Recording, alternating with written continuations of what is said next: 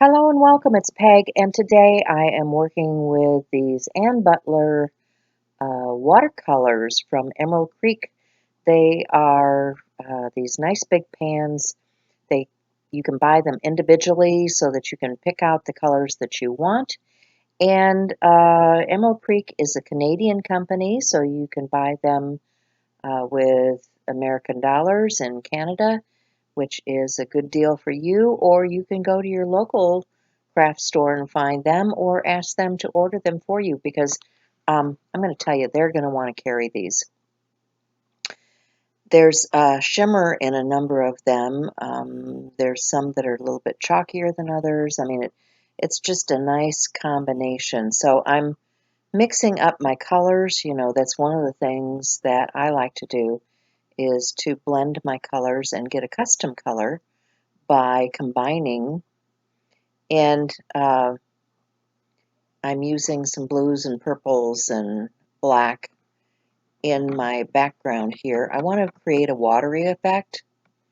So I'll get that down and then I will continue on with uh, this is a concertina book made out of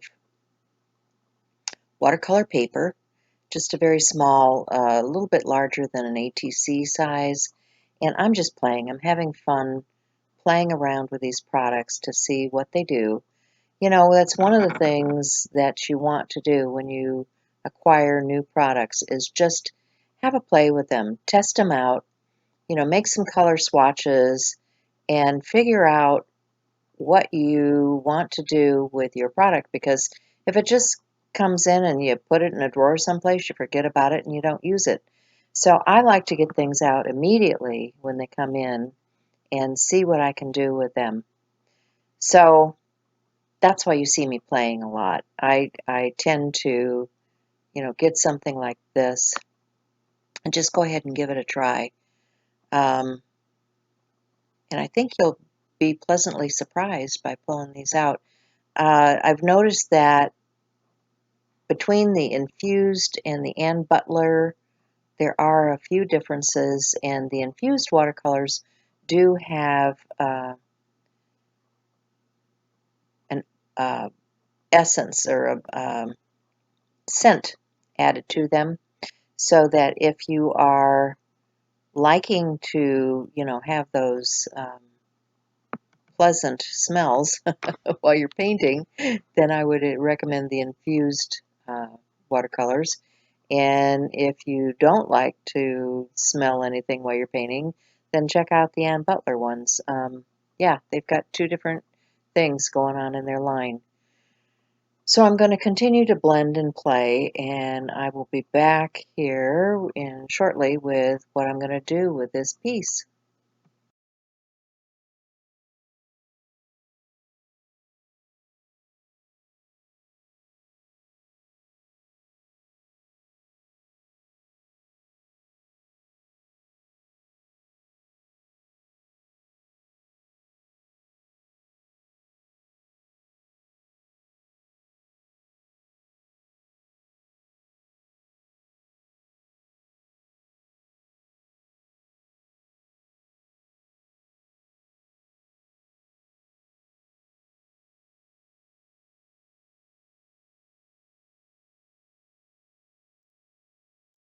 Okay, my background has dried down, and now I want to do something with that. So I pulled out another piece of paper.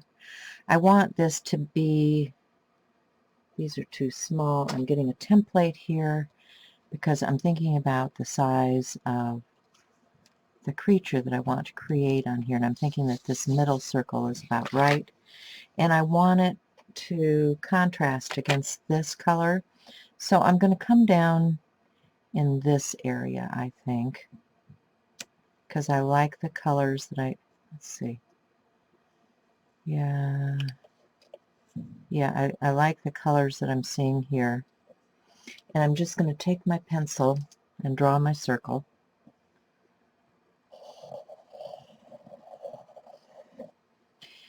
And then I'm going to start creating a fishy. So fishies need fins, So it's going to need a tail. So out here, I'm going to make a triangle for the fish tail, and that's just going to connect up to the fish here as the tail. I need to create a fin, another triangular shape that's going to come down this way. I need a smaller circle here to create an eye socket. So let me see just how big I want to make that. I think that's looking pretty good. Let's try this. Yeah, that's pretty good. We've got to get the lips, the mouth. You know, the fish has a mouth coming out this way and a lower lip coming down this way, and we'll make a little funniness up here at the top. The eye is going to have several layers. So let's redefine this. Here's the lip. This comes down here, down here, down here. I don't know if this tail is quite big enough, so let's make that out just a little bit larger. Yeah, I think that's looking pretty good. I'm going to take my scissors, wherever they are, and take my scissors and cut that image out, because that's going to be on top of our background. Oh, if I could cut straight, it'd be a miracle.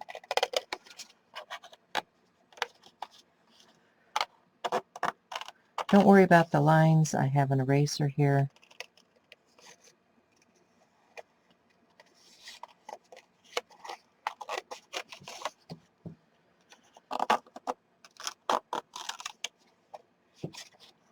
We're just getting the body cut out.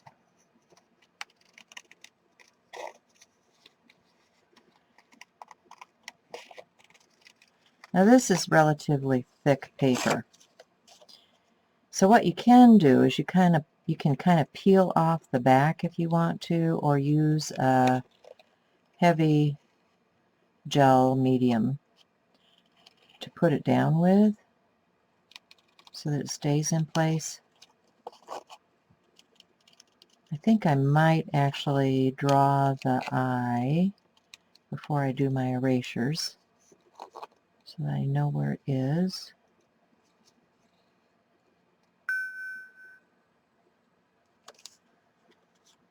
There's my little fish. And I'll get a brush pen. I've got one. That's my Uniball. I want my, here we go. It's stuck in here. This is my Pentel pocket brush pen. It has India ink in it. So I'm going to color in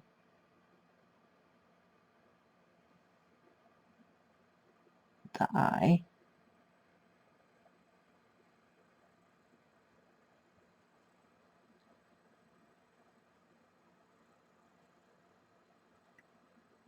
And just go around here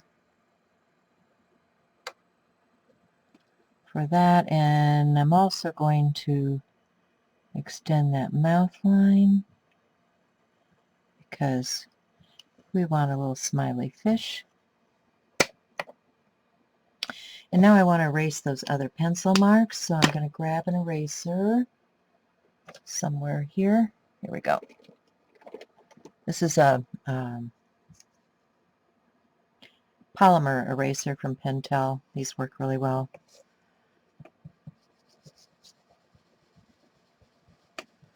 So I'm just going to erase my pencil lines, get them out of there.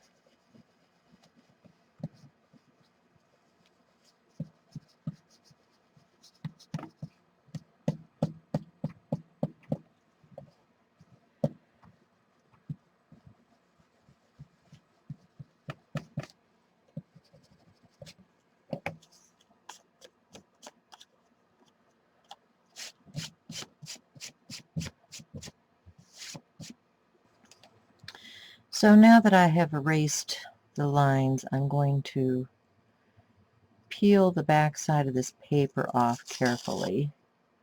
Just trying to make it thinner for gluing. You know, kind of like you do with napkins, how you peel the layers apart. Paper usually does this too. Let's see if I can get a hold of this.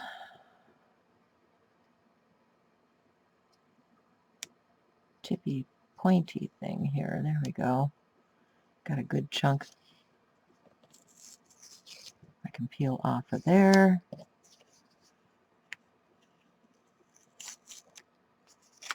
That just makes a thinner piece to glue down, so you don't have problems. Now, why am I doing this? Because I'm going over the top of watercolor, and this is not sealed. And so what I want to do is get the paste on the back of my paper and then seal it onto the watercolor, because I don't want to move or disturb my background. So I'm going to take just a scrap piece of paper here and some matte gel. This has gotten pretty thick, so I'm just going to put it on with my finger, I think. Make sure I get it all over.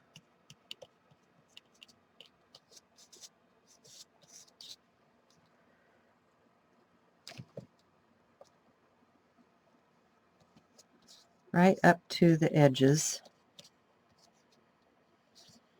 Make sure I get it coated so that it's going to stick down to my background surface. Oops, I might have missed his beak a little bit. Gotta get the beak, or the bill, or whatever you want to call it, of the fish. So I'm going to put my little fishy on here. Let's see. Yeah, about like so. And I'm going to rub that down really well. Make sure it makes good contact with my watercolor piece. I'm going to grab a tissue and clean my finger, so that stuff will set up in a hurry. And put the lid back on this 3B matte gel. Okay, so now that should be down pretty good. I can come back in with my different pens and start doing a little bit of refining.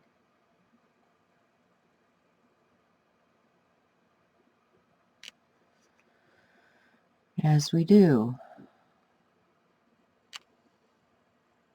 Let's see. I'm going to need,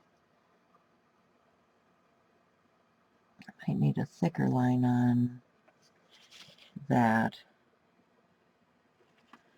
But his fin is going to need some separation here, right? Because that's what they do. They have these little lines of separation. Let me do a little something with this brush pen. Let's see, I want to go around here.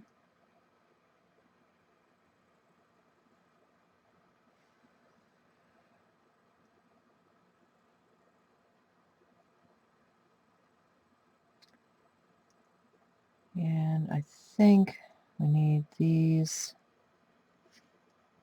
fins to come up into the body of our fish. You know how they're sitting up here on the side of the fish? So this chin will come down and join up with that. And then his tail will also join the body.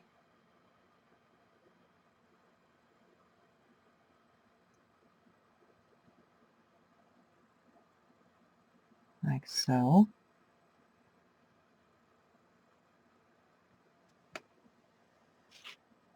And, yes, need this little top knot fin.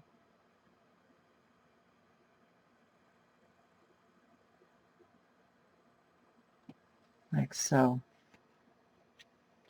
Looks like I missed something here. Okay, so I'm happy with that. I want to add some other color in here, so let me get my watercolor brush. Let's go back to that. Let's go back to that blue that we were using in the background.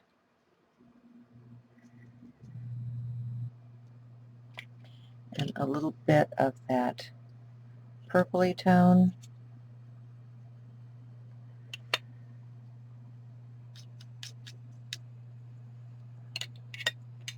Get a nice mixture. And I'm going to paint out the portion of the eye that has color to it.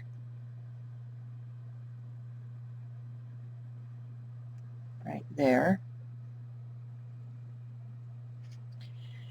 And I'm thinking I need a little brush.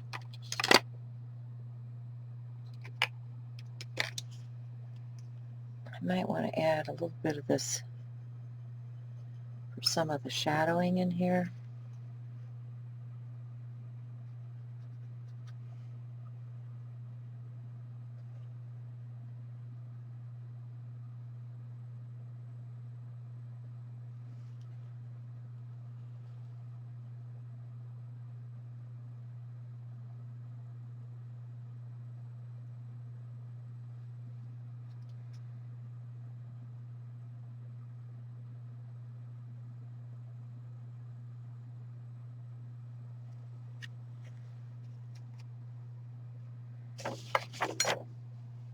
Okay, let's go back to this brush. Needs a little eyebrow, right? And the mouth isn't looking just right to me yet. So this line needs to continue out here to the beak. I like that better. And the lower lip comes down here. And let's do a little bit of texture. He needs a little bit of fish scale, right?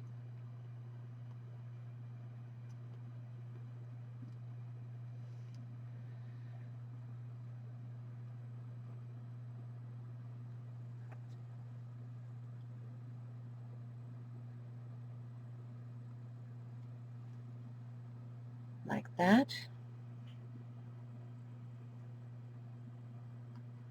This could actually come down a little bit more. And I think I want to get that white paint. Let me get, this is, oops, yeah, just tip it upside down. This is called, it's a glaze paint called Moonstone from Ann Butler. And I want that little brush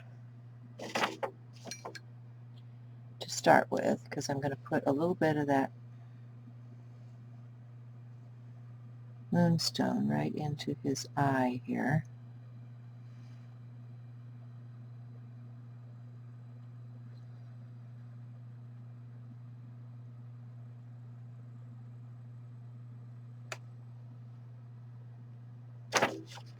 Like so. And then I'm going to cover my fish a little bit, and I'm going to grab a little bit bigger brush, pick up some of that moonstone. Let's do a little bit of splatter, like bubbles in the water, right?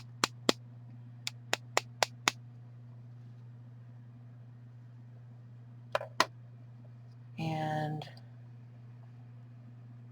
not liking this brown here.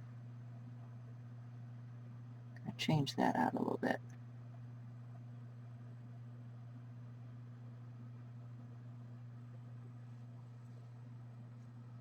That's better. And then grab a little bit of this. What is this one called? This one is called Ruby. Do a little bit of ruby under here.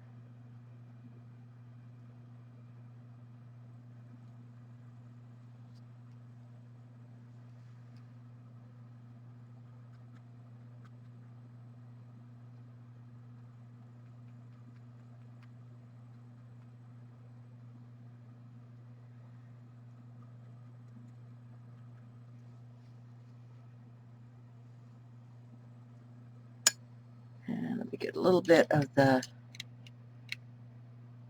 amethyst.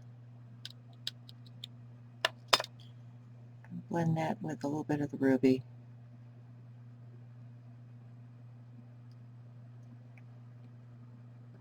Water it down just a little bit.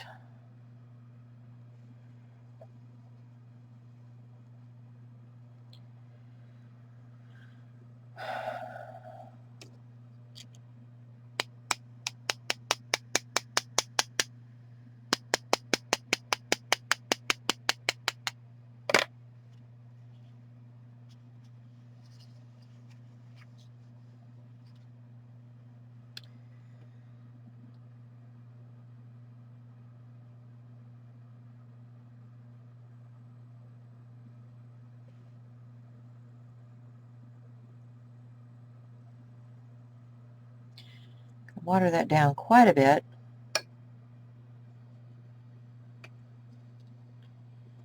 And I'm going to use it for a little bit of shadowing under my fish.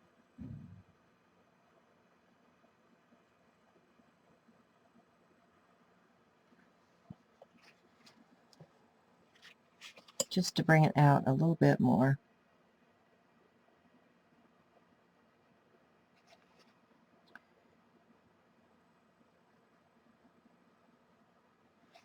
And that's about it. My little fitty. I hope you enjoyed this today. Be sure and like, share, subscribe, hit that thumbs up for notification so that YouTube knows that you like this content and are willing to share it with others. And I will see you again for some more art on both this channel and Art Joy Sharing. Bye for now.